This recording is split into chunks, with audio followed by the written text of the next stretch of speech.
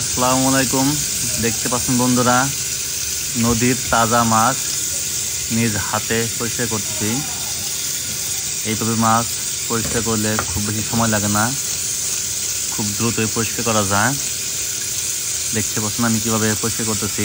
আপনারা যদি কেউ মাছ পরিষ্কার করতে না জানেন তাহলে আমার এই ভিডিওটি দেখে শিখতে পারেন। এটি শুধু আনন্দ করার জন্য বললাম, কেউ মাইন্ড করবেন না প্লিজ। এখন দেখতে পাচ্ছেন মাছের পেটের ভিতর থেকে ময়লা পরিষ্কার করবো। কত ধরনের খাবার খেতে দেখুন, শক্ত হয়ে গেছে, কারণ এই মাছ মেরে আমি ফ্রিজে রেখে দিয়েছিলাম, এই কারণে শক্ত হয়ে গেছে। এখন পরিষ্কার করতেছি পেট। একটু কষ্ট হচ্ছে কারণ শক্ত হয়ে গেছে। অনেকে ভাবতে পারেন যে পেটের ময়লা পরিষ্কার করতে এত সময় লাগে। আসলে তাজা মাছ হলে সময় লাগে না। যখন নদীর থেকে মেরে আনছিলাম তখন পরিষ্কার করতে সময় লাগতো না। এখন ফ্রিজে রেখে দেওয়ার কারণে সব কিছু শক্ত হয়ে গেছে, এই কারণে সময় লাগতেছে।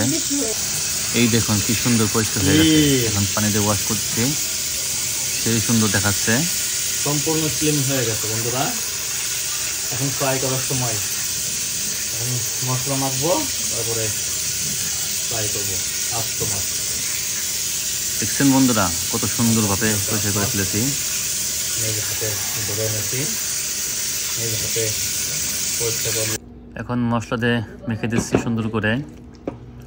হলুদ, মরিচের গুঁড়া, লবণ ভালোভাবে মিশিয়ে নিয়ে তারপরে মেখে দিলাম। এই হলো গরম তেল। আমার হাতে দেখতে পাচ্ছি মাছটা আমি দিয়ে দেবো। এখন দিয়ে দিলাম কড়াইতে গরম তেলের মধ্যে। এখন দ্রুতই ভাজা হয়ে যাবে। একটু মাছ বড় সাইজ, দেখতে পাচ্ছেন গরম তেল মাছের উপরে দিয়ে দিচ্ছি। সাথেই থাকুন বন্ধুরা, দেখতে থাকুন। এখন মাছটি আমি উল্টিয়ে দেব। দেখতে পাচ্ছেন এই মাছটি উল্টিয়ে দিলাম। একটি পাশ খুব সুন্দরভাবে ফ্রাই হয়ে গেছে। এখন অপর পাশ ভাজা হবে, বেশি সময় লাগবে না। সে পর্যন্ত আপনারা সবাই সাথে থাকবেন আশা করি। আমার কিন্তু বেশ ভালো লাগতেছে। আবারও উল্টিয়ে দিলাম। খুব সুন্দর হয়েছে, তাই না? প্রায় শেষের দিকে জাল কমিয়ে দিয়েছি। এই দেখুন মাছটি ভাজা হয়ে গেছে। পেঁয়াজ, ধনিয়া পাতা এবং গাজর দিয়েছি, বেশি কিছু দিনে এখন খাওয়ার সময় খাবো।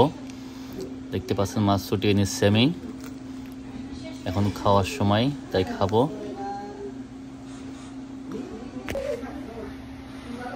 দেখতে পাচ্ছেন আমি খেয়ে নিচ্ছি, সেই মজা, ওরে মজা, এত স্বাদ কেন? হ্যাঁ।